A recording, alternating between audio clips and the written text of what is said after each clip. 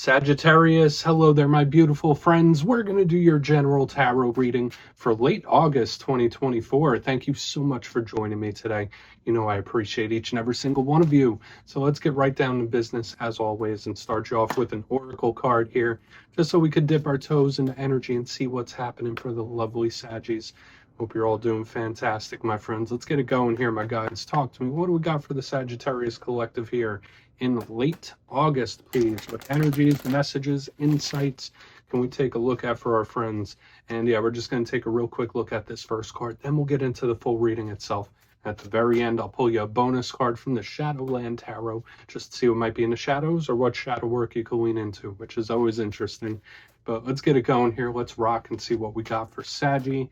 Please, late August, we're moving into Virgo season. There's a season shift coming pretty soon. I mean, we got some time, right? Let's see what the energy has for us. What is going on with my Saggies? There we go. Thank you. Okay, this is a very nurturing, loving, caring type of energy right here up front. Notice there's a lot of blessings, abundance, creation with this motherly figure right here. So I really do like this. It's a great way to start, and tells me like either way, regardless of what shows up within the reading itself, whether we have challenges or whether it's an astronomically good reading, this is positive. Now, before we'll dive into that deeper. Before we do, if you're new here, I'll be speaking about the August subscriber surprise towards the end, so you might want to check that out. And also, if you could kindly illuminate that like button by tapping it right on its third eye, you know, I'd greatly appreciate it. But enough of the promo, into the reading. Let's talk more about this card. So the image is pretty straightforward and simple. We see this lovely lady, and she is cuddling up with this baby. So when we see children and babies in divination, they generally represent creation. They represent new things, blessings, abundance, all that great stuff. Now, for a very small portion of it, yeah, maybe there is some sort of mother figure of prominence.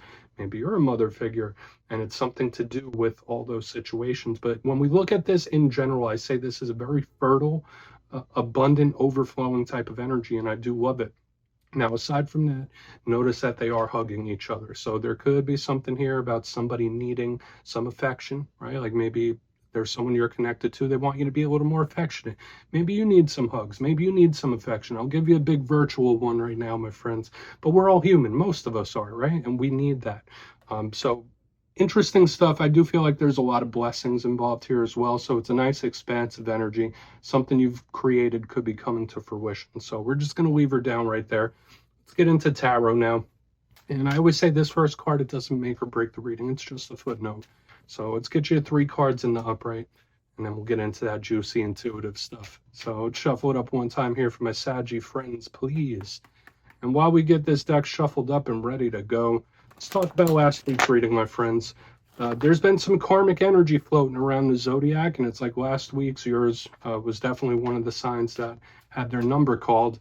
The reading was titled Big Karmic Change, and what that showed me is that a lot of Saggies out there could be going through a big metamorphosis, right? Maybe you're in a cocoon of sorts, right? Maybe you're going through a transformation, whether it's like work related, relationships related, self-worth related. Like there could be a lot of things shifting for you in a powerful way. You could be moving into the next big cycle of life.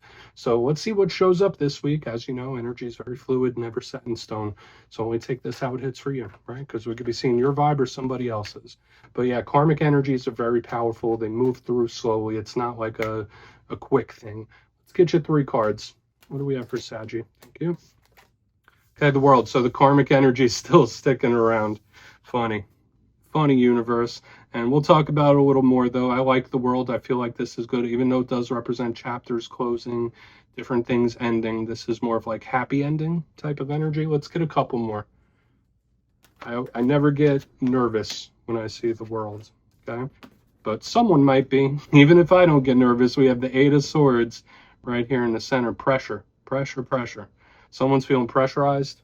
Let's get one more. Let's get one more here for Saggy. Thank you.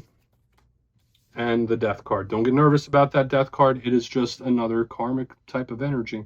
So it does feel like there are more things dealing with karmic themes that maybe didn't come through last week that are still going to be showing their face here.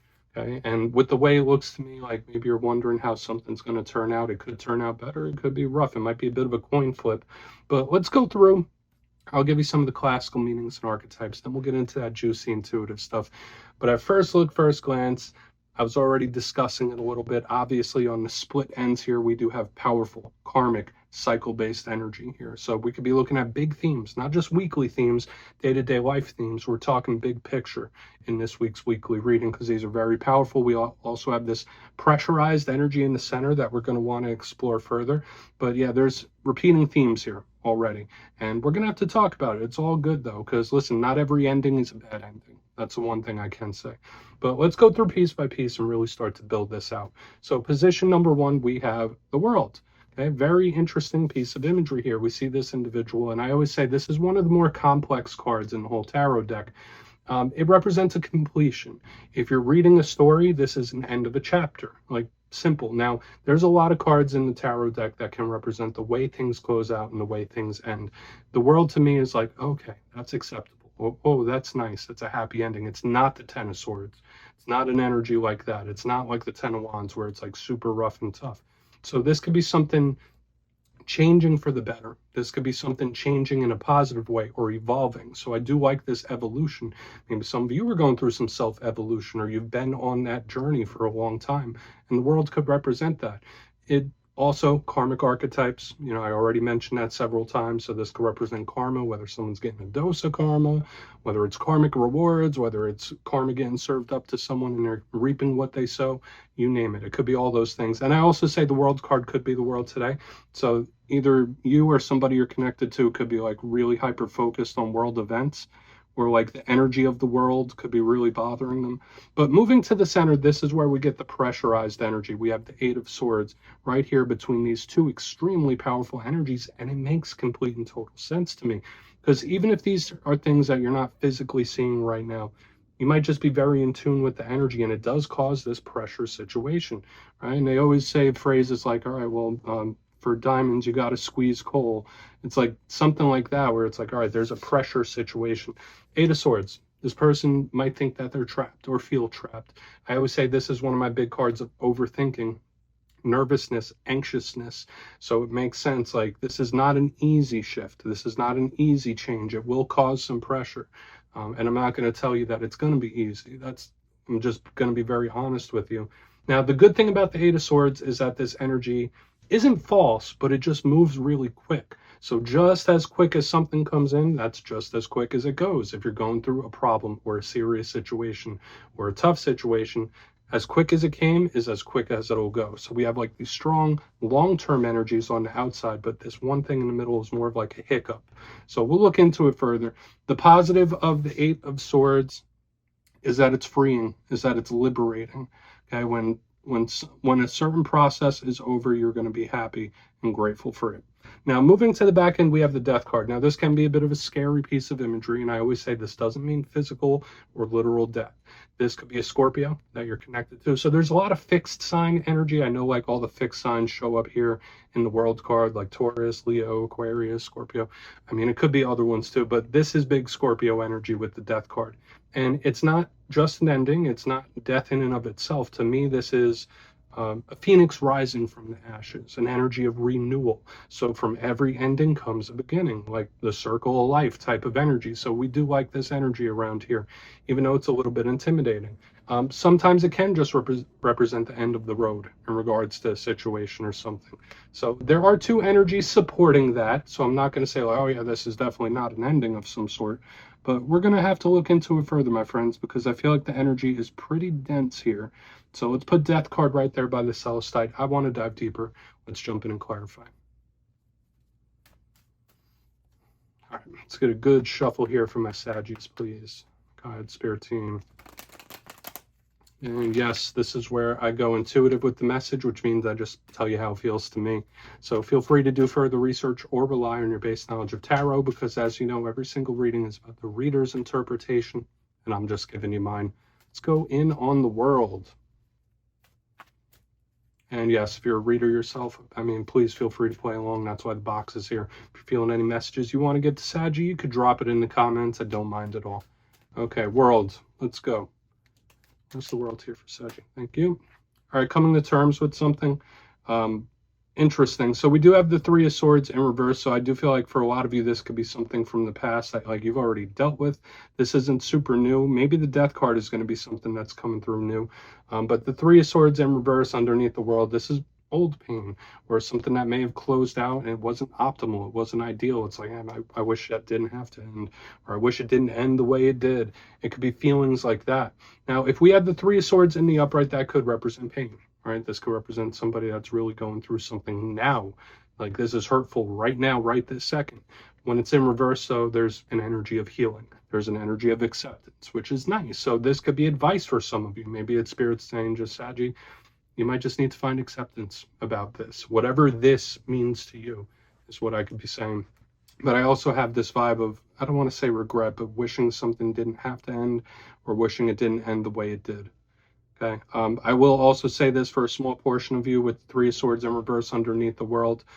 You might need to get away for a little bit. You might need to travel and shake things up. Okay. I know that energy is completely different than what we've been picking up, but the world itself, like traveling might make you feel better. But let's keep moving over to the Eight of Swords. I don't feel like we need to overcomplicate this. Very simple. So let's see why the Eight of Swords is here. Please. Let's see what this. Quick, very quick. Okay, so this is somebody that might be having some intrusive thoughts, or they can't quite help but focus on something, or they can't quite help to feel nervous about it. For a portion of you, you might be connected to an earth sign, so Virgo, Taurus, Capricorn type of energy. But usually I say this night is extremely slow and steady, grounded, not really moving quick. When it's in reverse, there's an energy of upheaval here. It's a little uncontrollable. So when I see it under this Eight of Swords, like I said, this is someone they can't quite help but to be the way they are. They can't quite help but to think about the things they think about.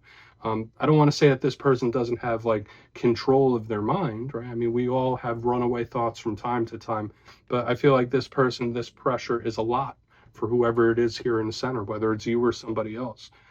Do I feel like this energy is like this person's going to crack under the pressure? No, but it is very high strung, right? It feels anxious. It feels nervous. I would say in this time, you might need to do something to ground your energy. If that's for you, if like your brain's been in a lot of different places or your mind's been in a lot of different places, you're thinking about the past, you're thinking about the future, and it feels all jumbled up, you might need to ground yourself or meditate or do something to really calm this energy down. Okay. And listen, no judgment. I know it's easier said than done, but whoever this is in the center, there's a lot of nervousness here. There's a lot of pressure here. So let's keep moving. Again, I don't feel like we need to explore it too much. It makes sense to me. But whoever that is, very, very high strung. It's like not taking it easy. This is someone not taking something easy. So let's see why the Death card is here. Then we'll do a quick recap before we get into the shadow. So talk to me about the Death card, please. What's going on here? Thank you. Okay, Magician in reverse. Now for a portion of you, yeah, this is an ending of some kind. And when the Magician is showing up here in reverse, it's kind of like, all right, well, that might have been something that was a little out of your hands. Okay, like there's certain things in life that we can control. There's certain things in life, or a lot of things in life that we can't.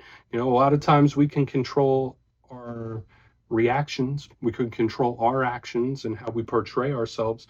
But when I see the Magician, this is a card of control. It's a master of the elements. It's a manifester, right? And it's, you know, charting its own course.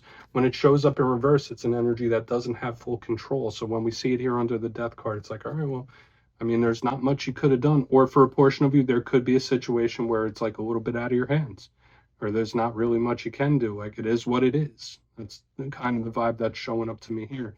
Now, I also want to mention this again. This isn't all permanent. Like this isn't a permanent type of energy. We have three extremely powerful karmic energies with the Death card, the Magician, and the World in the upright. So it does feel like it's a season. It doesn't feel simple or easy, but it's also not permanent. That's just a message I feel like I need to give to some of you. But yeah, this situation, it feels like it's out of someone's hands. It's like, all right, it is what it is at this point. It is what it is. It is how it must be. So let's go through and do a quick recap here, Saggy. it's a tense type of energy I'm seeing. And remember, if this isn't hitting for you, please check your other alignments if you'd like. And this could be somebody else. Remember that. But if you kindly look in the box, position number 1, we have the World card with the 3 of Swords. Now, I did feel like this is something that's already elapsed, something that's already happened. For a lot of you, you could be on a healing journey, or you have been for quite a while, where it's like, all right, slow and steady. Things are getting better. Slow and steady. I'm starting to turn this page. I kind of like that. There's also something here about getting away or traveling that could really soothe you in this time as well. Moving to the center, we have the 8 of Swords with the Knight of Pentacles in reverse. Someone's thoughts like all over the place. They can't quite control it. It could be intrusive thoughts. It just feels very tense and nervous to me. But again, it feels like a season. It doesn't feel like it's going to be permanent. But someone's feeling the pressure. Moving to the back end, we have the Death card with the Magician in reverse. And it might be something that's out of your hands. It might be something where there's not really much you could do about it. Or I said a few times, if it's an ending, it's like, all right, well, it is what it is. Or that's what it has to be at this point. There's really not much to do. So, and that sucks to say, pardon the language, but that's just how it feels. So please take a screenshot if you want to look into that further. Let's see what's in the shadows. And yeah, I always like to pull one shadow card at the very end just to see whether it's something within you or something you don't quite see. Shadow cards don't always have to be a challenge. They could be a good thing. And yeah, if you made it to this point in the reading, please feel free to check out channel memberships. Put a link for it in the comments below. It's a beautiful way to support the channel, and I have much love for all my channel members. Okay, let's get this shadow card out. What's going on for my Saggies? My fellow fire signs. Thank you.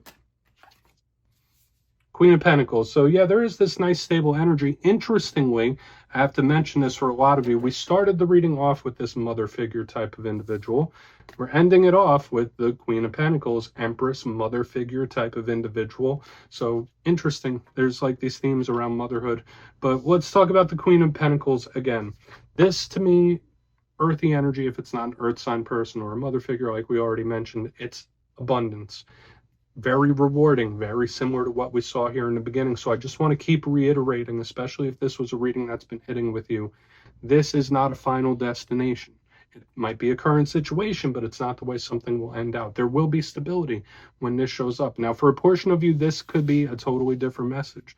There could be something you're wanting to change or wishing you could change, and there's not much you could do, like we saw within the reading, because the Queen of Pentacles is very grounded, very structured, and it takes a long time to progress with it. So I guess it really depends on your situation. Like if there's something you're wanting to change, this could be frustrating. If there is something you're hoping towards or working towards, this could be that beautiful abundance coming in for you. And I feel like there could be worse shadow cards. I could absolutely say that, but there could be that little energy of pent-up frustration that I'm still picking up. Okay, so yeah, please, if you want to take a screenshot of this as well, my friends. But yeah, Saggy, that's what I have for you this week. Don't click away just yet, though. I'm going to give you the details of the August subscriber surprise. If you would like to book a personal reading with me, you can check out my digital calendar at my website, mastermetaphysics.com. And for the July subscriber surprise, the winners will be announced after this week's Fire and Air readings. But for the August subscriber surprise, I'm giving away 2 copies of the beautiful Gilded Tarot Royale, one of my favorite decks ever. So if you'd like to get your name in for this, it's 2 simple things. As always, my friends, first, you must be subscribed. And second, let me know down in the comments, if you could time travel, would you rather go into the past to meet your ancestors, or would you rather go into the future to meet your descendants? You'll be entered to win, and at the end of the month, the winners will be announced in my community tab. As always, my friends, much love, and I'll see you soon.